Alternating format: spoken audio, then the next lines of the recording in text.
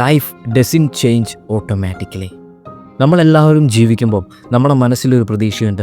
ഒരു ദിവസം നമ്മുടെ ലൈഫ് ശരിയാവും, ഒരു ദിവസം നമ്മൾ നന്നായിട്ട് ജീവിക്കാൻ തുടങ്ങും, ഒരു ദിവസം നമ്മുടെ ലൈഫിൽ ചീത്ത ഹാബിറ്റ്സ് എല്ലാം നമ്മൾ മാറ്റിയിട്ട് നല്ല ഹാബിറ്റ്സ് ബിൽഡ് ചെയ്യും. പക്ഷേ നമ്മളൊരു കാര്യം മനസ്സിലാക്കണം, ഇന്ന് നമ്മുടെ ജീവിതത്തിൽ സംഭവിക്കുന്നില്ലെങ്കിൽ അത് നാളെ സംഭവിക്കാനും സാധ്യത കുറവാണ്. ഇന്ന് നമ്മൾ നമ്മുടെ ജീവിതത്തിൽ മാറ്റങ്ങൾ കൊണ്ടുവരുന്നില്ലെങ്കിൽ നാളെ നമ്മൾ മാറ്റങ്ങൾ കൊണ്ടുവരുവാനും സാധ്യത കുറവാണ്.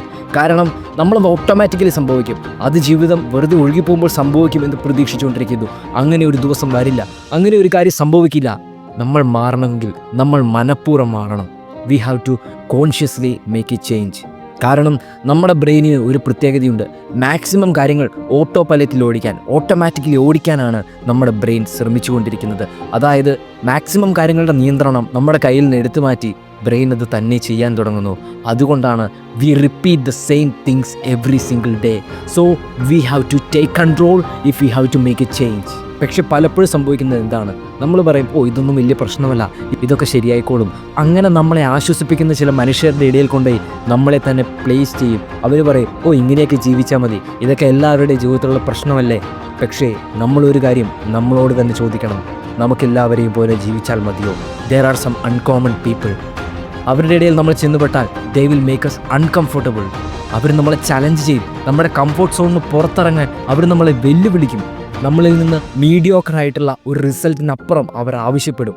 പക്ഷേ നമ്മളൊരു കാര്യം തീരുമാനമെടുക്കും, നമ്മൾ 1-2 ദിവസം ഓടിക്കഴിയുമ്പോൾ നമ്മുടെ തീരുമാനങ്ങളും നമ്മുടെ മോട്ടിവേഷനുമെല്ലാം എവിടെയോ നഷ്ടപ്പെട്ടു പോകുന്നു. ജീവിതത്തിൻ്റെ പ്രത്യേകത അതാണ്. നമ്മൾ മുകളിലോട്ട് പോകുന്നില്ലെങ്കിൽ, നമ്മൾ ഉയരാൻ ശ്രമിക്കുന്നില്ലെങ്കിൽ, നമ്മൾ വളരാൻ ശ്രമിക്കുന്നില്ലെങ്കിൽ നമ്മൾ താഴേക്ക് പോയിക്കൊണ്ടിരിക്കും. There is no flat line. So challenge yourself. So push yourself. മറ്റുള്ളവരിലേക്ക് കൈ ചൂണ്ട നിർത്തുക, മറ്റ് സാഹചര്യങ്ങളിലേക്ക് കൈ ചൂണ്ട നിർത്തുക.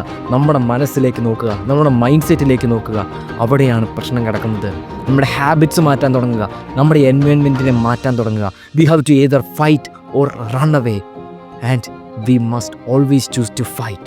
ഒരിക്കലും കഴിവില്ല എന്ന് പറയരുത്, അവസരമില്ല എന്ന് പറയരുത്. ഉള്ളിലേക്ക് നോക്കുക, examine and no your self. നമുക്ക് കിട്ടിയിട്ടുള്ള അവസരങ്ങളുടെയും കിട്ടിയിട്ടുള്ള കഴിവിൻ്റെയും എത്രമാത്രം നമ്മൾ ഉപയോഗിക്കുന്നുണ്ട് എന്ന് നമ്മൾ മനസ്സിലാക്കുക. നമ്മൾ ഒരു ദിവസം പാഴാക്കുന്ന സമയത്തിലേക്കൊന്ന് നോക്കുക. നമുക്കൊരു കാര്യം മനസ്സിലാവും, we are not putting enough effort. നമ്മളിപ്പോൾ നമ്മുടെ കഴിവിൻ്റെ 40% ഉപയോഗിക്കുന്നില്ലെങ്കിൽ ജസ്റ്റ് ഒന്ന് പുഷ് ചെയ്യുക. ഞാൻ 45% അത് എത്തിക്കും. പക്ഷേ കംഫോർട്ട് സോണിന് പുറത്ത് നമ്മൾ ഇറങ്ങാൻ ശ്രമിക്കുമ്പോൾ എപ്പോഴും നമ്മുടെ മനസ്സ് നമ്മളെ അകത്തേക്ക് വലിക്കും.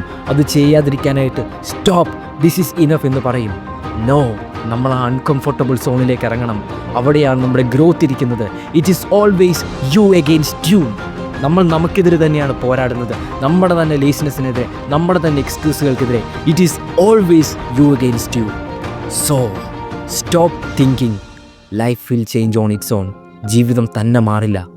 ഈ കപ്പലിൻ്റെ കപ്പിത്താൻ നിങ്ങളാണ്. ശരിയാണ്, നിങ്ങളതിൻ്റെ സ്റ്റിയറിങ്ങിൽ പിടിച്ചില്ലെങ്കിലും കപ്പൽ നീങ്ങിക്കൊണ്ടേയിരിക്കുമായിരിക്കും. പക്ഷേ ശരിയായ ദിശയിലല്ല. നിങ്ങൾ എത്തേണ്ട ലക്ഷ്യത്തിൽ നിങ്ങൾ എത്തില്ല. അതുകൊണ്ട് ജീവിതത്തിൻ്റെ നിയന്ത്രണം ഏറ്റെടുക്കുക. Show the guts and the discipline to ride your life because you have got dreams. Respect your dreams, protect your dreams.